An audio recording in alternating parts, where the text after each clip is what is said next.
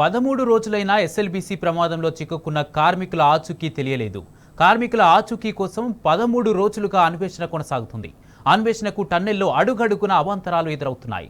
4 వరుసల్లో సెగ్మెంట్లు కూలిపడే అవకాశం ఉన్నట్లు అంచనా వేస్తున్నారు. ఎస్ఎల్బీసీ టన్నెల్లో కన్వేయర్ బెల్ట్ కట్ కావడంతో సహాయక చర్యలకు అంతరాయం ఏర్పడింది. లోకో ట్రైన్లో నత్తనడకన శిథిలాలు బయటకు తీసుకువస్తున్నారు. ఇక ప్రమాదంలో చిక్కుకున్న వారి గుర్తింపునకు మరిన్ని రోజులు సమయం పడుతుందని అధికారులు చెబుతున్నారు. ప్రమాద ఘటనా స్థలాన్ని గుర్తించేందుకు ఎన్జీఆర్ఐ, ఎన్ఆర్ఎస్సి బృందాలు శ్రమిస్తున్నాయి. భూమి నైసర్గిక స్వరూపాన్ని అంచనా వేసేందుకు సర్వే కొనసాగుతుంది.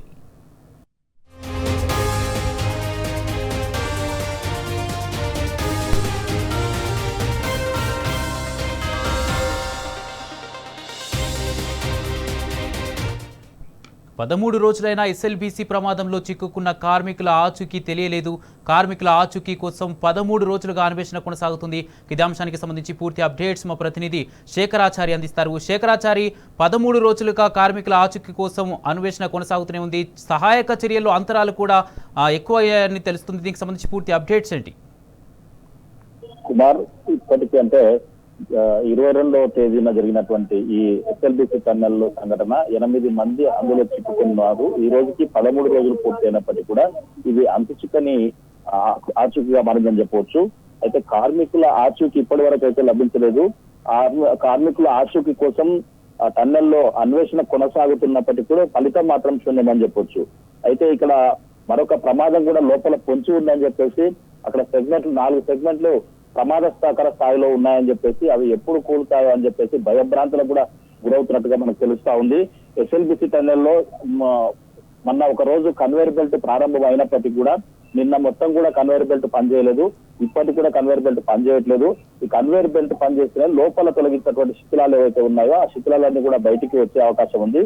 అది పనిచేయకపోవడంతో లోకో ట్రైన్ ఏదైతే ఉందో ఆ ట్రైన్ ద్వారా కొంత శిథిలాలు బయటికి తీసుకొస్తున్నారు తప్ప సహాయక చర్యలకు ముమ్మరంగా అయితే జరగడం లేదు. శిథిలాలు త్వరగా బయటకు అయితే రావట్లేదు.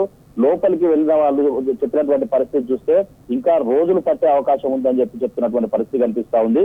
లోపల చాలా భయాందోళనమైనటువంటి వాతావరణం ఉందని చెప్పేసి చెప్తున్నటువంటి పరిస్థితి కనిపిస్తుంది. అయితే మృతదేహాల ఆచూకీ మరిన్ని రోజులు పట్టే అవకాశం కూడా ఉందని చెప్పేసి వాళ్ళు చెప్తున్నటువంటి పరిస్థితి కనిపిస్తా ఉంది. సహాయక చర్యలు అయితే ముందుకు సాగట్లేదు. ఒక అడుగు ముందుకెళ్తే 2 అడుగులు వెనక్కి పడుతున్నట్టుగా మనకు లోపల వెళ్ళొచ్చిన వారు సహాయక సిబ్బంది చెప్తున్నటువంటి పరిస్థితి కనిపిస్తా ఉంది. అయితే ఈ సహాయక ప్రమాద ఘటన స్థలాన్ని గుర్తించేందుకు ఎన్జీఆర్ఐతో పాటు ఎస్ఆర్ఎస్పీ బృందాలు కూడా ఎన్ఆర్ఎస్పీ బృందాలు కూడా లోపల అన్వేషణకు వెళ్తున్నాయని చెప్పి కూడా చెప్తున్నటువంటి పరిస్థితి కనిపిస్తా ఉంది. భూమి నైసర్గిక స్వరూపాన్ని అంచనా వేసేందుకు సర్వే కూడా కొనసాగుతుందని చెప్పి చెప్తున్నటువంటి పరిస్థితి కనిపిస్తా ఉంది. ఎన్ని సర్వేలు చేసినా ఏది చేసినా ఇప్పటి వరకు అయితే ఆచూకీ అయితే లభించలేదు.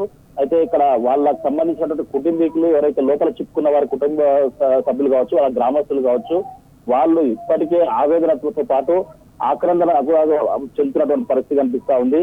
ఇన్ని రోజులైనప్పటికీ కూడా మా వారి ఆచూకీ ఇప్పటి వరకు తెలియకపోవడంతో వాళ్ళు ఏం మాట్లాడాలో తర్వాత దయనీయమైన స్థితిలో వాళ్ళు చేరుకున్నటువంటి పరిస్థితి కనిపిస్తా ఉంది. మొత్తంగా చూసినట్టయితే 13 రోజులుగా నిస్సహాయ స్థితిలో అక్కడ ఉన్నటువంటి లోపల అసలు ఏం జరిగింది, ఏం జరుగుతా ఉంది అని చెప్పేసి అధికారికంగా సర్వే రివ్యూలు అవి మాత్రం జరుగుతా ఉన్నాయి. ముఖ్యమంత్రి రేవంత్ రెడ్డి వచ్చి వెళ్ళినప్పటి నుంచి కూడా మంత్రులు కూడా ఇప్పటి వరకు ఎవరు కూడా అక్కడికి రాలేదు.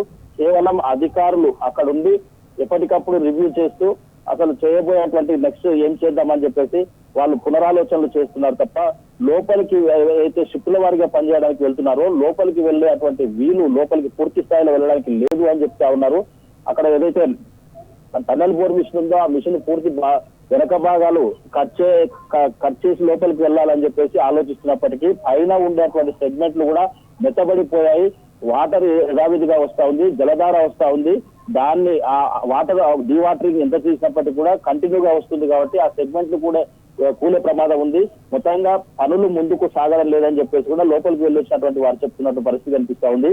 అయితే పూర్తి స్థాయిలో ఇక్కడ జిల్లా కలెక్టర్ బదావత్ సంతోష్ తో పాటు ఎస్పీ గైక్వాడ్ వైభవ్ రఘునాథ్ కూడా ఇక్కడ లోపల జరిగేటువంటి సహాయక చర్యలకు వాళ్ళు పూర్తి స్థాయిలో కావలసినటువంటి అన్ని ఏర్పాట్లు చేస్తున్నప్పటికీ లోపల మాత్రం పరిస్థితులు అంత అనుకూలంగా లేవు కాబట్టి మరిన్ని రోజులు పట్టే అవకాశం ఉందని అయితే లోపలికి వచ్చిన వాళ్ళు చెప్తా ఉన్నారు.